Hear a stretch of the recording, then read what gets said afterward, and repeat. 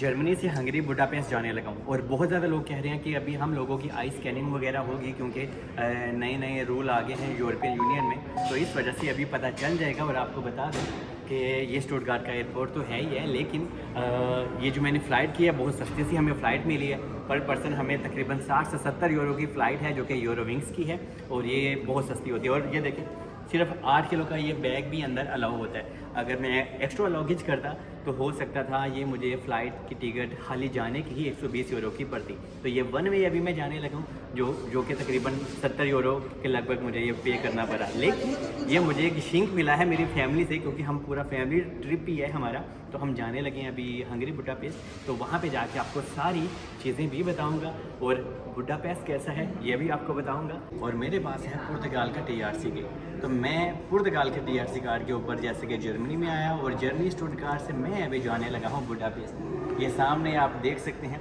पहली दफ़ा आज मैं टाइम पे आया हूँ, पूरा फैमिली ट्रिप है हमारा। तो एनीवे इसीलिए मैं भी टाइम पे एयरपोर्ट में आ गया।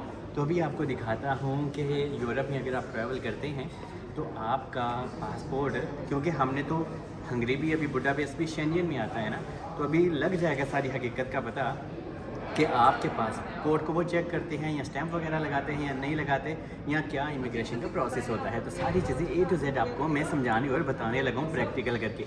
क्योंकि नॉर्मली जब भी मैं क्योंकि मैं पूरी दुनिया ट्रैवल करता रहता हूँ, ठीक है, इसलिए मैं हमेशा इतने पैसे मेरे पास होते नहीं हैं, क्योंकि थोड़े से पैसे जमा होते हैं मैं को मन लग पैना लगता मैं कभी मीर नहीं होना। एनीवे तो मैं जैसे कि कभी स्विट्ज़रलैंड जाता हूँ, नीदरलैंड जाता हूँ, तो नॉर्मली क्या होता है कि मैं सिर्फ अपना मोबाइल में, जैसे कि ये बोर्डिंग पास है मेरा, ठीक है, मैंने ऐसे स्कैन किया मशीन से, दरवाजे खुल जाते हैं और मतलब कि इतना खास कोई चेकिंग वगैरह नहीं होती, ठीक है। लेकिन आज देखते हैं क्योंकि अभी रूल चेंज हो गए हैं और इन्होंने कहा है कि हाँ भाई आपकी आई स्कैनिंग वगैरह होगी और आपका एक दफ़ा पासपोर्ट वगैरह स्कैन होगा और इस तरह के कुछ मामला हैं। लेकिन एनीवे और 10 मिनट में हमारी अभी फ़्लाइट है, तो मैं रेडी हूँ। और अभी स्टुटगार्ट से जब हम हंगरी पहुँच जाएंगे, बुडापेस्ट पहुँच जाएंगे, और मैं पहली दफ़ा बुडापेस्ट जा रहा हूँ। अगर आप भी बुडापेस्ट में रहते हैं तो चाहे तो कांटेक्ट कर सकते हैं। तो लेट्स गो। अगर आपके पास पुर्तगाल का TRC कार्ड होता है तो इसके फ़ायदे तो वो बहुत ही ज़्यादा होते हैं, लेकिन ये मिलता आजकल हमें कुछ ज़्यादा मुश्किल से है। इसका तो आपको और भी ज़्यादा फायदा है। ये तो कुछ ये तो एंड चीज़ है भाई, जर्मन पास, ये तो क्या ही बात है, ठीक है।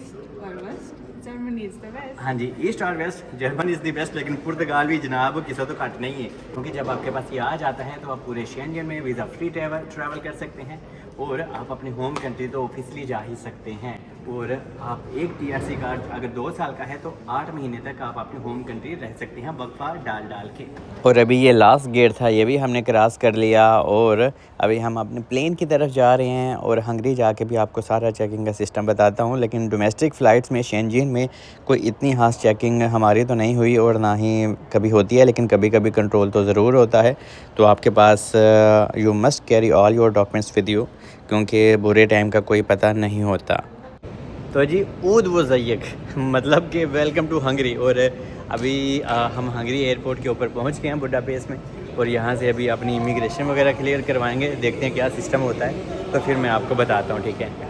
और फ़्लाइट तकरीबन 1 घंटा और 30 मिनट की ही थी और बहुत फास्ट ही हम यहाँ पे आ गए। और यहाँ पे आजकल वेदर कुछ ठीक ही लग रहा है। बाकी ये एयरपोर्ट मुझे वह थोड़ा अलग ही वाइब दे रहा है, मतलब कि इससे अच्छा तो हमारे सियालकोट का एयरपोर्ट लेकिन दिखने में खूबसूरत है, ठीक है। और जब हम जर्मनी से फ्लाई कर रहे थे वहाँ से भी सिर्फ हमने अपने मोबाइल से ही बोर्डिंग पास वगैरह अपना स्कैन किया और हम आते गए और जाते गए। और अभी जब हम हंगरी में पहुँचे तो भी कोई इस तरह की कोई आई स्कैनिंग वगैरह, किसी ने कोई पासपोर्ट वगैरह होते ना, कोई ऐसा सीन नहीं हुआ, ठीक है। लेकिन ये मैंने आपको प्रैक्टिकल करके तो चलो बताना ही था, क्योंकि लोग कुछ डरा भी देते हैं कि हाँ जब आप शेंजन में भी ट्रैवल करते हैं तो भी आपकी आई स्कैनिंग होती है। तो ऐसा फ़िलहाल नहीं है।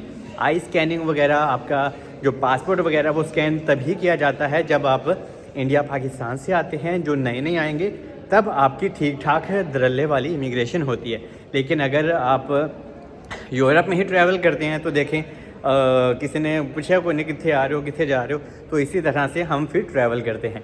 बाकी तो ये लास्ट गेट था एयरपोर्ट के ऊपर जो हमने क्रॉस किया। हमें लगा कि यहाँ पे इमिग्रेशन होगी, क्योंकि जब हमारे पास शेंजन TRC कार्ड वगैरह होता है, जैसे कि मेरे पास पुर्तगाल का है, तो मुझे लगा यहाँ पे लास्ट काउंटर पे जब हम एग्ज़िट करेंगे, बाहर जाने वाले होंगे, और बाहर जाने को किजारत बोलते हैं हंगरी में, मतलब कि एग्ज़िट करना, तो तब शायद कोई ऑफिसर वगैरह हो, लेकिन फ़िलहाल कोई नहीं है। और अभी हम जनाब ये बाहर आ गए, ठीक है, ये बाहर का हिस्सा है, यहाँ से हम मेट्रो वगैरह या बस वगैरह लेंगे, लेकिन किसी ने कहा मेट्रो यहाँ पे नहीं है, दूर है, तो हमें बस लेनी होगी, मतलब कि हाँ बुडापेस्ट में मेन सिटी सेंटर में जाने के लिए। बाकी फिर किसी ने क्वेश्चन नहीं पूछा कि कितों आए हो, क्या हिसाब है। फिर भी आप प्लीज़ यूरोप में ट्रैवल करते हैं तो कभी कभी ये आपकी चेकिंग हो भी जाती है, सो प्लीज़ मस्ट आपको अपने साथ सारे डॉक्यूमेंट्स कैरी करने चाहिए, like your passport, your residence permit, ठीक है, योर शेंजन वीज़ा वगैरह।